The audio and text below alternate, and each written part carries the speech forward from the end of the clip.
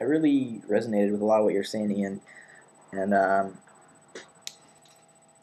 this kind of interaction, both YouTube and all other forms of video programming, user generated programming, is so important because I agree. The last 50 years have been just full of this video propaganda created by the media elites or the government and fed to us. This one-way stream that is just broadcasted out to everybody, and nobody gets to interact. Nobody gets to disagree. Nobody gets to voice their own opinion, and there's no communication among anybody.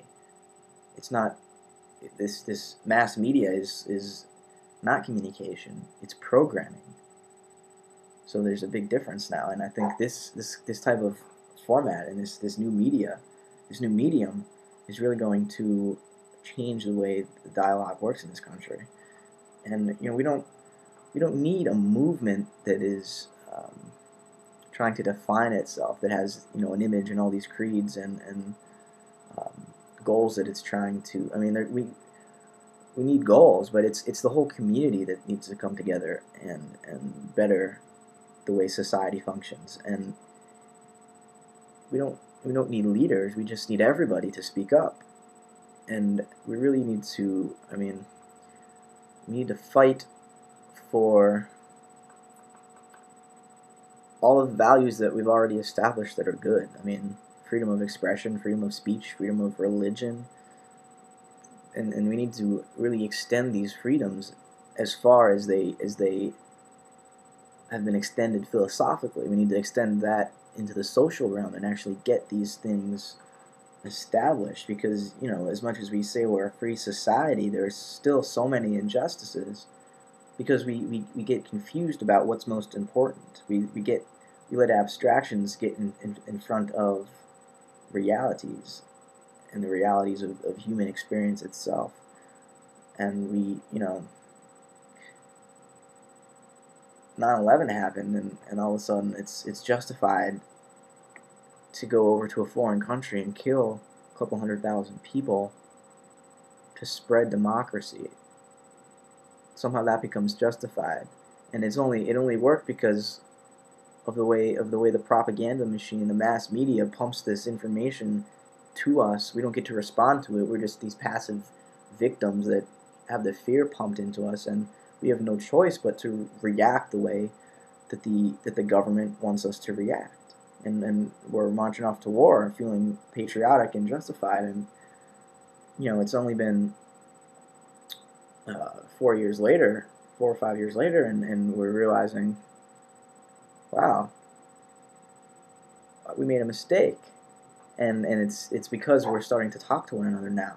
There's not this rush to get revenge, because that's what the media environment was lending us to believe, leading us to believe, was that we need to get revenge. We need some closure in this situation, and we all just rushed to do what we've always done, which is, well, let's go kill somebody. You know, let's put someone's head on a platter and say, oh, there, we brought the villains to justice. But it wasn't that simple, and it's not that simple. And that rush to judgment has now put us in a more perilous situation than we were before the war. And but it's really forcing us to come together. And I agree with what you said about Hillary Clinton and all politicians in general. I mean, they shouldn't lie, but they have to start using and recognizing the law of intention. The big secret, even though it's not such a secret. And everything you've been saying about thought mass, and just if you think in certain ways, those ways of thinking are going to become realities. Because talking isn't just talking. Communicating ideas is creating new worlds.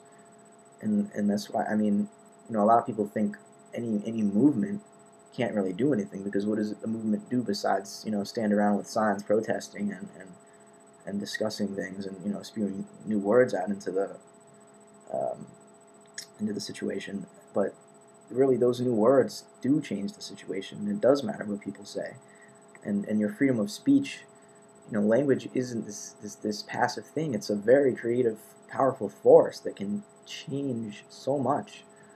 And yeah, let's continue the dialogue, and let's get as many people as excited about making a change as we can. And it doesn't have to be this coherent, tightly knit movement with its own you know creeds and its desire to be separate and sustain its own image or something. No, this is a human movement. This is everybody coming together for something, for a common good, for the common good of the human experience. And we don't have to define it any more than that, because we all at the end of the day, we all want the same things.